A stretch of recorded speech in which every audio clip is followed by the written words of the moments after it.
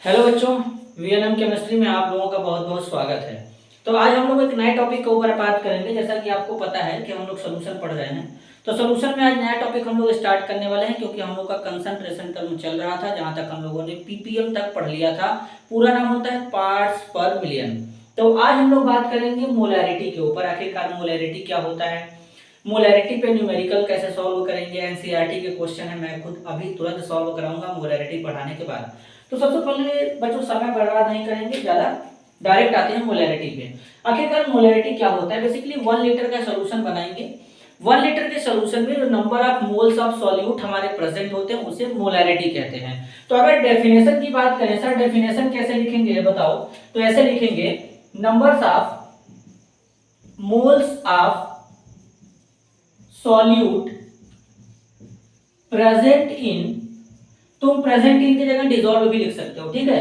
Present in 1 litre solution, 1 litre solution बनाएंगे। उसमें जो number of moles of solute हमारे प्रेजेंट होंगे या फिर डिसॉल्व होंगे उसे हम लोग क्या बोलेंगे, मोलैरिटी बोलेंगे।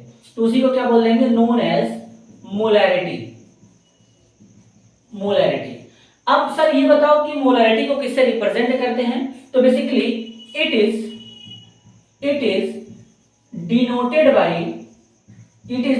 By capital M. Capital M से तुम मोलैरिटी को रिप्रेजेंट करोगे। तो अगर कभी कैपिटल एम लिख करके आता है तो तुम समझ जाना कि यहां पर मोलैरिटी का बात चल रहा है, ठीक है। अब आगे चलते हैं। इतना हो गया सर।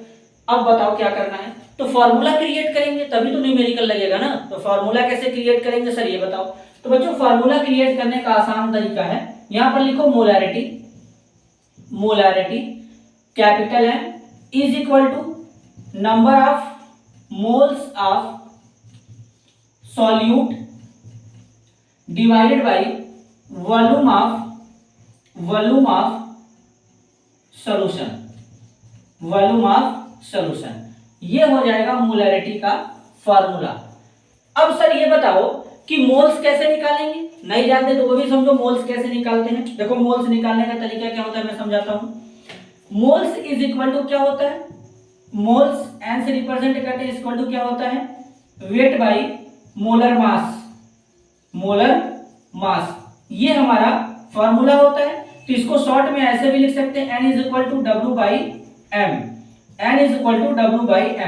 अब n हमारा क्या होगा, नंबर ऑफ मोल्स होंगे। w हमारा क्या होगा, वेट ऑफ सॉल्यूट होगा। यहाँ पे ले रहे हैं इसके लिए, तो वैसे सॉल्वेंट भी हो सकता है लेकिन हम लोग यहाँ पे सॉल्यूट के रिस्पेक्ट में हैं तो यहाँ पर वेट ऑफ सॉल्यूट हो जाएगा।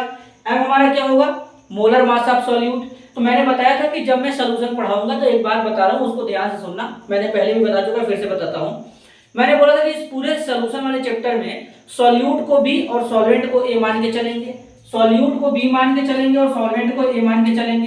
तो यहां पर अगर मैं ऐसे लिखूं, NB is equal to WB divided by MB, तो इसका मतलब तुम क्या समझोगे, इसका मतलब समझोगे मोल्स ऑफ सॉल्यूट क्या होगा, weight of solute divided by molar mass of solute. अगर मैं यहां पर ए लगा दूं तो तुम क्या समझोगे, वही चीज पढ़ोगे, सेम रहेगा, बस तुम उसको सॉल्वेंट के रिस्पेक्ट में पढ़ोगे। किसके रिस्पेक्ट में पढ़ोगे, सॉल्वेंट के रिस्पेक्ट में पढ़ोगे। बस इतना ही फर्क है यार, और कोई मतलब ज्यादा वो टेंशन वाली बात नहीं है। झूठे ही परेशान रहते हो यार, सॉल्यूशन न्यूमेरिकल समझ में नहीं आया। समझो ना, दुनिया का कोई भी न्यूमेरिकल लगाओगे, चाहे वो फिजिक्स हो, चाहे केमिस्ट्री हो, चाहे मैथ हो, चाहे बायो हो। अब तुम सोचोगे क्या बात करें सर, बायो में न्यूमेरिकल कहाँ होता है। अभी पढ़ोगे तब पता चलेगा। जब डिटेल में बायो पढ़ते हैं ना, तो बायो में भी, जूलॉजी में भी, बॉटनी में भी एक से एक बेहतरीन न्यूमेरिकल आते हैं। पसीना छूट जाता है निकालने में, उसको कैलकुलेट करने में। इसलिए मैं बता रहा हूँ कि जब भी न्यूमेरिकल कैलकुलेट किया जाए या न्यूमेरिकल लगाने की कोशिश किया जाए, उससे पहले तुमको थ्योरी क्लियर होना चाहिए अच्छे से। जब तक तुमको किसी भी टॉपिक का थ्योरी क्लियर नहीं है, तुम कैसे एक्सपेक्ट कर सकते हो कि तुमको सॉल्यूशन का न्यूमेरिकल आ जाएगा। तो इसलिए सबसे पहले कोई भी काम करने से पहले उसका थ्योरी जरूर पढ़ो। थ्योरी क्या होता है, मेन बैकबोन होता है न्यूमेरिकल का। तब तुमको चीजें पता चलेगा, कौन सॉल्यूट है, कौन सॉल्वेंट है, किसको कितना ग्राम लेना है, किसको कितना नहीं लेना है, ये सब पता होना चाहिए बेटा, ठीक है।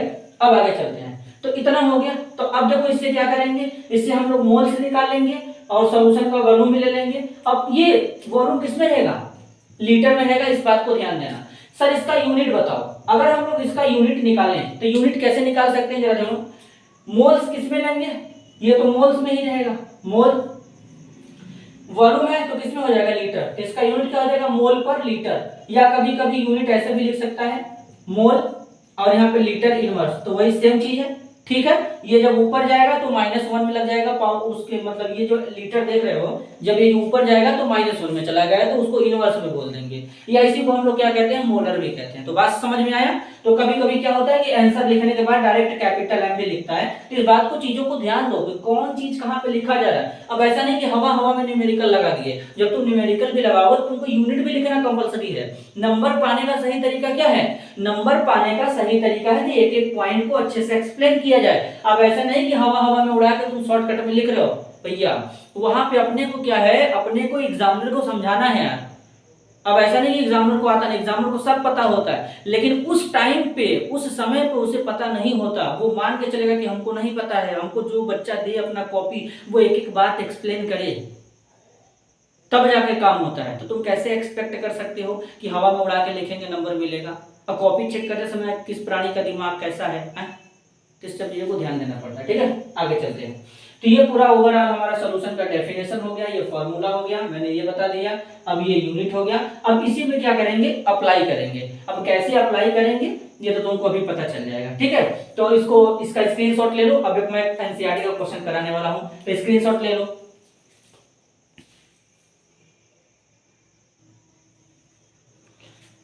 चलो, उम्मीद है अब तुम लोग स्क्रीनशॉट ले चुके होंगे, ठीक है ना, इसीलिए मैंने बोला था। चलो, तुम लोग बड़ा बोलते थे यार सर एनसीईआरटी लगाओ, एनसीईआरटी लो, साला एनसीईआरटी लिख दिया आज, इसीलिए मैंने लिख दिया प्रॉब्लम एनसीईआरटी। एनसीईआरटी साला खुद प्रॉब्लम है, लोगों को तकलीफ होता है इससे, लेकिन एनसीईआरटी को बड़ा मजा आता है, बहुत ही मस्त किताब है, कभी पढ़ना फुर्सत में, मजा आ जाएगा।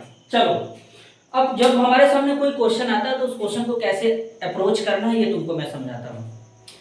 अगर मान लो कोई प्राणी रहे, ऐसा प्राणी जो क्या करे कि बेसिकली वो थ्योरी ना पढ़ा, जब वो थ्योरी नहीं पढ़ा है तो उसके सामने ये मान लो न्यूमेरिकल आ गया एनसीईआरटी का, तो अब उसको यही नहीं पता होगा कि इसमें कौन सॉल्यूट है कौन सॉल्वेंट है, कौन सॉल्यूट है ये तक उसमें नहीं बता सकता। अगर तुम थ्योरी पढ़े हो तो तुम ये जरूर बता सकते हो बेटा कि इसमें कौन सॉल्यूट है। देखो जरा बात ध्यान से समझो। तो इसमें देख रहे हो, क्वेश्चन पढ़ते हैं पहले, calculate the molarity of A solution. Solution का मोलैरिटी कैलकुलेट करना है। Containing 5 gram of NaOH, 5 gram NaOH present है, इसमें कंटेन किया है। 450 ml का सॉल्यूशन है। बात समझ में आया। तो अगर हम बात करें कि सर इसमें सॉल्यूट कौन है ये बताओ, इसमें सॉल्यूट कौन है ये बताओ, तो अगर तुम बात करोगे तो इसमें जो सॉल्यूट है, सॉल्यूट जो हमारा है NaOH है, और सॉल्यूट का अमाउंट कितना है, अमाउंट इसका कितना है 5 ग्राम है। बात समझ में आया, कितना ग्राम है 5 ग्राम है। अब देखो क्या करेंगे, अब यहां पे तुमको करना ये है कि सबसे पहले फॉर्मूला लिख लो। फॉर्मूला मैं यहीं पे लिख रहा हूं, जरा ध्यान से देख लो फिर से। मोलैरिटी इक्वल टू क्या है, number of moles of solute divided by volume of solution, volume of solution, ये फार्मूला है अपना। कैसे निकालेंगे, तो देखो ये सबसे पहले बोला है कि मोल निकालने के लिए, तो मोल कैसे निकालेंगे, अभी जस्ट मैंने फार्मूला बताया था, तो कैसे निकालेंगे जरा समझो। तो मोल्स निकालते हैं, तो मोल्स हमारा क्या हो जाएगा, NB is equal to WB divided by MB। अब जरा बात को ध्यान से समझो कैसे निकालेंगे। अब हम यहाँ पे मोल्स निकाल रहे हैं, तो NB इज इक्वल टू क्या हो जाएगा, WB कितना ही दिया है 5 ग्राम दिया है, 5 ग्राम लिख लो। इसके बाद अब MB निकालते हैं, मोलर मास कैसे निकालेंगे, NaOH है। सोडियम का एटॉमिक नंबर कितना होता है भाई साहब 11 होता है, मास 23 प्लस ऑक्सीजन का मास 16, हाइड्रोजन 1। जब इनको ऐड करोगे तो कितना आएगा देख लो, यहाँ पर एक इसमें ऐड कर दो 17 हो जाएगा, 17 में 3, यहाँ पे 7 3 10 हो जाएगा, और 2 1 3 हो जाएगा, तो यहाँ पे 10 हो जाएगा। तो 10 का मतलब यहाँ पे कितना हो गया 0 हो गया। अब इसके बाद 2 1 3 एक और 4 ऐड कर दो, जो अभी बचा था 40 आ गया। तो मतलब यहाँ पर NaOH का मोलर मास कितना होगा, 40 होगा। बात समझ में आया? तो अब तुमको क्या करना है, ये जो 40 है ये 40 ग्राम पर मोल है, 40 ग्राम पर मोल है। तो अब क्या करोगे तुम, यहाँ पे वैल्यू पुट करो। कैसे पुट करोगे जरा ध्यान से सुनो। यहाँ पे 40 ग्राम पर मोल हो जाएगा, ठीक है। अब इतना हो गया। तो अब अगर देखोगे तो ग्राम से ग्राम कैंसिल हो जाएगा।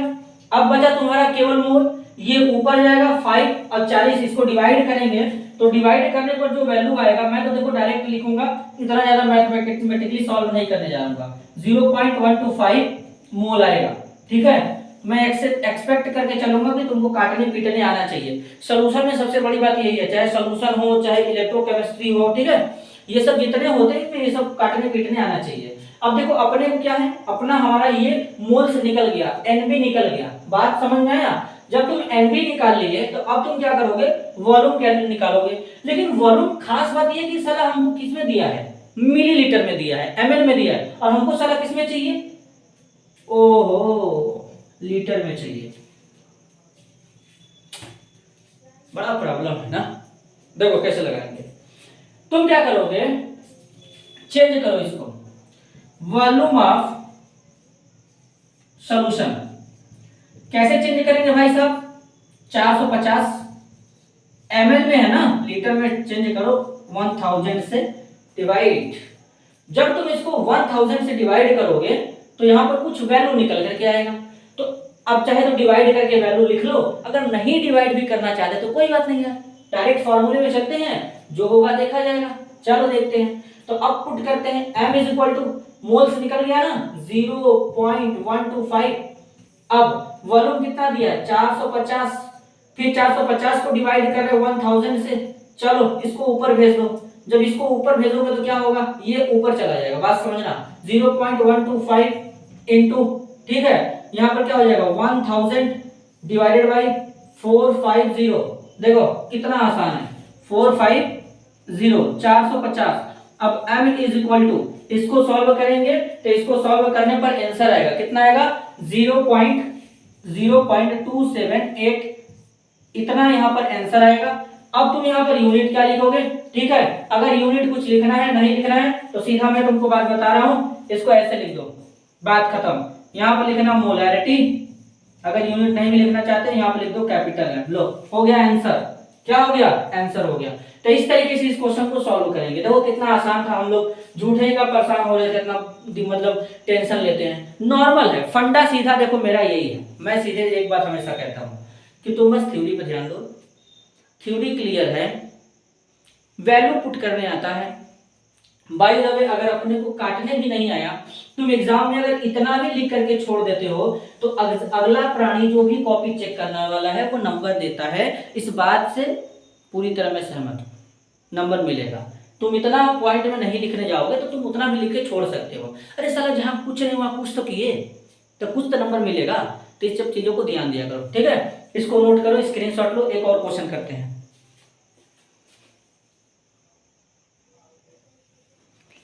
चलो उम्मीद है स्क्रीनशॉट ले चुके होंगे। नहीं, प्रॉब्लम दूसरा आ गया हम लोग एनसीईआरटी में। देखो ये भी एनसीईआरटी का ही अपने प्रॉब्लम है। क्या लिखा जरा पढ़ो, calculate the molarity of the solution. तुमको सॉल्यूशन का मोलैरिटी कैलकुलेट करना है। फिर इसमें एक बात और बोला गया है, देखो क्या है, 30 ग्राम कोबाल्ट नाइट्रेट हेक्साहाइड्रेट है, इसको 4.3 लीटर ऑफ सॉल्यूशन में प्रेजेंट है। बात समझ में आया? एक चीज देख रहे हो यहाँ पे क्या किया है, इस बार जो तुम्हारा सॉल्यूशन है ये इस बार ml में नहीं लिया है, लीटर में ले लिया है। मतलब एक बात तो तुम्हारा जो वो समस्या था वो तो पहले ही दूर हो गया। तुमको अब लीटर में चेंज ही नहीं करना हुआ, तो ऑलरेडी लीटर में दे रखा है साला। अब केवल और केवल तुमको पूरा का पूरा फोकस करना है कोबाल्ट नाइट्रेट हेक्साहाइड्रेट पे। सबसे पहले फॉर्मूला फिर से लिख देते हैं। मोलैरिटी इक्वल टू क्या होता है, number of moles of solute divided bye, क्या लिखेंगे यहाँ पे, वॉल्यूम ऑफ सॉल्यूशन। फिर से एक बात मैं तुमको बता रहा हूं, सॉल्यूशन है लीटर में, मोलैरिटी है। अच्छा एक बात और बताओ, मैंने तुमको बताया था कंसंट्रेशन टर्म, मैंने जब शुरू में स्टार्ट किया था तो मैंने बोला था कि तुम एक बात ध्यान रखना, जहां जहां वॉल्यूम आएगा वो टेम्परेचर डिपेंडेंट फैक्टर होगा।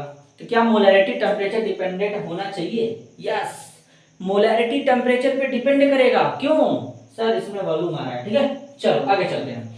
तो यहाँ पर देखो कोबाल्ट नाइट्रेट हेक्साहाइड्रेट दिया है, तो सबसे पहले हमको क्या चाहिए, हमको चाहिए Nb is equal to WB upon में Mb। तो अब अगर हम यहाँ पर देखें तो Nb is equal to WB कितना दिया है, 30 ग्राम दिया है। अब हमको चाहिए Mb मतलब मोलर मास या मॉलिक्यूलर मास। कैसे निकालेंगे सर, फॉर्मूला लिखो और क्या करेंगे, चलो लिखते हैं।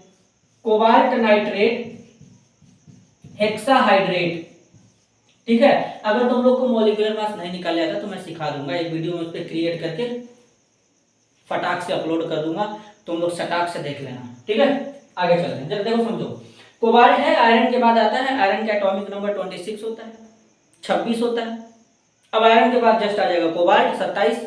अब जब 27 का डबल करेंगे तो जहां तक मेरा सामान्य ज्ञान बोल रहा है, कितना होना चाहिए 27 का डबल बेटा, 56 होना चाहिए। लेकिन ओरिजिनल वाला लिखेंगे तो 3 और ऐड करके चल देंगे, तो मान लो मैं 59 लिख रहा हूं यहाँ पे, कोबाल्ट का 59 प्लस का साइन लगा दो, फिर यहाँ पे 2 है तो 2 इंटू लगाओ।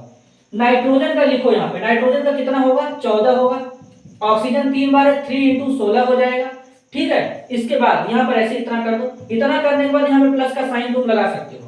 अब उसके बाद तुम क्या करोगे, वाटर देखो कितने बार है, 6 टाइम है, 6 इंटू वाटर का कितना होता है, 18 होता है, 18 होता है। और जब तुम इसको सॉल्व करोगे तो तुम्हारा आएगा 291 ग्राम पर मोल लीटर इनवर्स, इतना तुम्हारा आएगा। सॉरी लीटर इनवर्स नहीं, ग्राम पर मोल इनवर्स आएगा। ठीक है, इतना तुम्हारा आएगा 291। ये तुम्हारा आ गया, किसका वैल्यू आया सर ये बता दो। ये तुम्हारा जो वैल्यू आया है ये Mb का वैल्यू है। तो अब यहाँ पे कितना रखेंगे, 291 ग्राम मोल इनवर्स, ग्राम से ग्राम कैंसिल हो जाएगा, तो तुम्हारा Nb का वैल्यू कितना आएगा यहाँ पे बेटा, तुम्हारा जो Nb का वैल्यू आएगा वो आएगा 0.103 मोल, इतना तुम्हारा Nb का वैल्यू आएगा। देख रहे हो पाजी, ऐसा ही लगेगा। बात समझ में आया। अब देखो जरा इसको कैसे सॉल्व करते हैं। अब फार्मूले में चलते हैं, फार्मूले में चलेंगे। मोलैरिटी इज इक्वल टू क्या होगा बेटा, यहां पर वैल्यू रखो, सॉल्यूट Nb निकल गया ना, चलो 0.103। ठीक है, इधर देखो लीटर में दिया है ऑलरेडी 4.3 लीटर। अब यहां पे मोलैरिटी कितना आएगा